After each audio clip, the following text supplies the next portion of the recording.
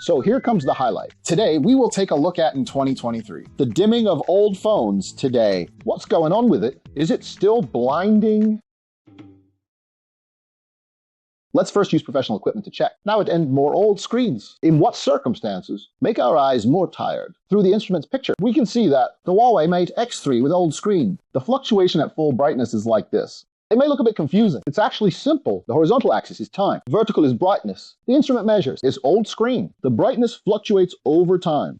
Maybe you are wondering, why does the screen refresh cause brightness fluctuations? It actually involves a more essential thing. That is, the picture goes from nothing, from this frame to the next, how it changes through this, the most professional dynamic testing website, Tool.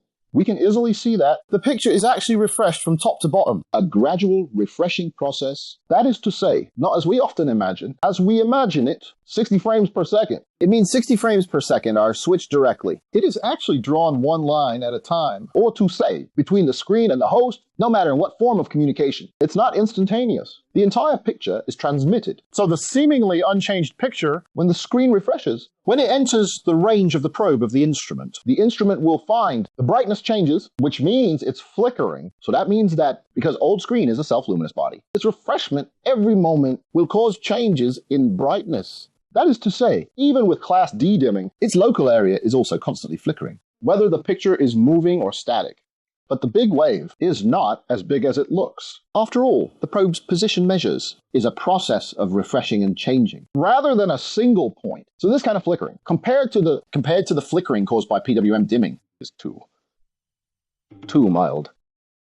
The most dazzling problem of old is the various mechanisms of brightness adjustment. The most mainstream method is to rely on the human eye's visual persistence effect. Quickly turn on and off the screen. By adjusting the ratio of the screen's lighting and off, which is duty cycle, to adjust the brightness, we feel the way is PWM dimming as shown. As shown in the figure, the low brightness. The lower the PWM dimming frequency, the more uncomfortable it feels because the pupil reacts to changes in light intensity. The more scattered things look, the more uncomfortable it is. If people's eyes don't have a negative reaction to flashing, we need to make the PWM dimming frequency very, very high, which is difficult for the human eye. So we now understand that in the figure. The small waves in the graph is caused by PWM dimming, caused by the rapid change in pixel brightness. And the big wave is caused by the change of each frame of the picture. The large and small waves are independent. So some people claim that the large and small waves can cancel each other. It's just pure nonsense. In summary, the denser the small waves are, the higher the PWM dimming frequency is. The more eye-friendly,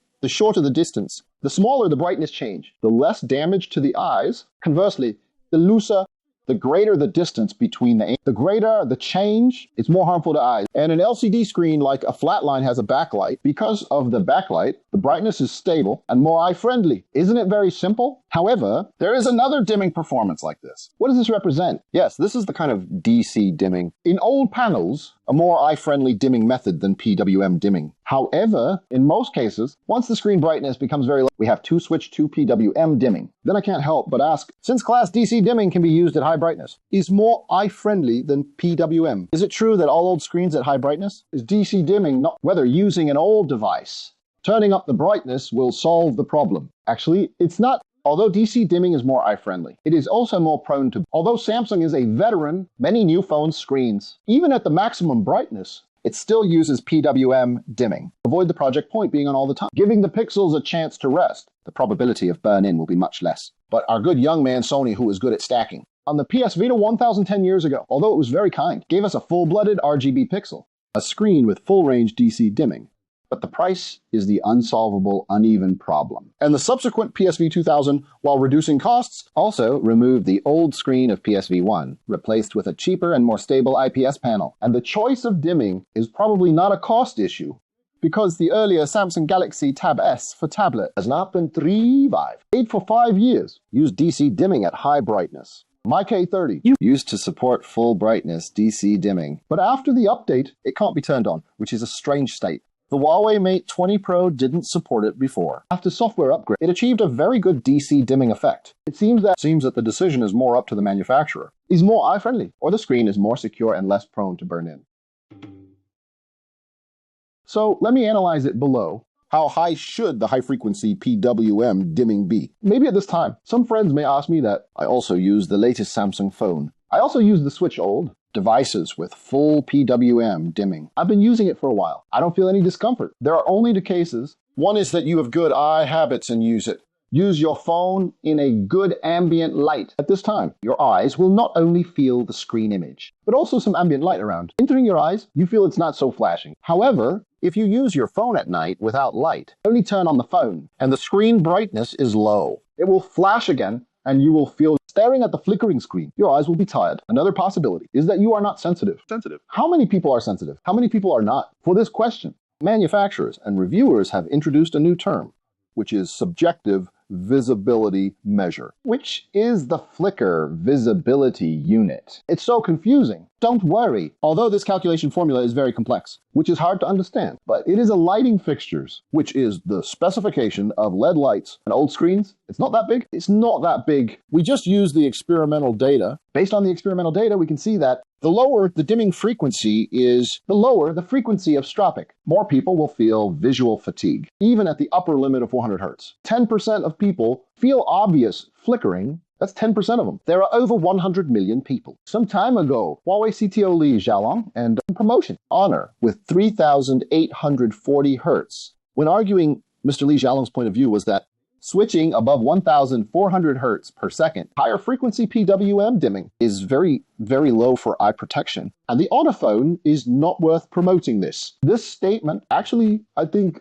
should be more rigorous. Can the eye health of a few people be ignored by the few people? Although there is a debate. However, for the traditional Samsung's PWM dimming, with only 240 Hertz, they all think it is very bad. So how many hertz does an old screen need to be? Can make almost everyone. To make almost everyone's eyes feel comfortable. Here, we found an earlier, more professional experiment report. This experiment report from Rensselaer Polytechnic Institute in the US. It's a very hardcore and worldwide, the oldest English-speaking engineering college. They invented digital cameras. According to the formula, we can apply it to the specific situation in PWM dimming. When using PWM dimming, the picture is divided into two states. When it's on, we set the brightness to 1, and the brightness is naturally 0 when it's off. So according to the formula, we can get 1 minus 0 divided by 1 plus 0 times 100% equals 100%. So in PWM dimming, the depth of the flicker is 100%. According to the formula, at 10,000 Hertz, 20% of people will obviously feel the flicker. At 1,000 Hertz, 80% of people can feel the flickering with their eyes. It basically proves that,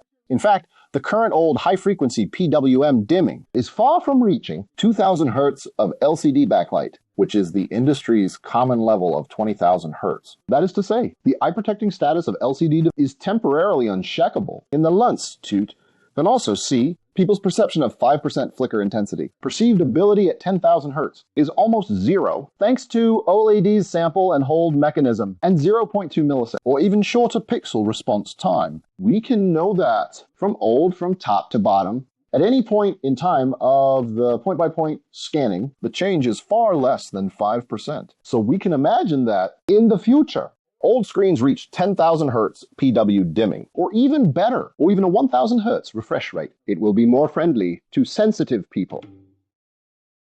Speaking of which, many friends may start to realize that when looking at the reason why their eyes are tired when using phones. But for those who have professional equipment like me, not everyone has it, so how can we judge whether this screen, if it hurts our eyes? Don't worry.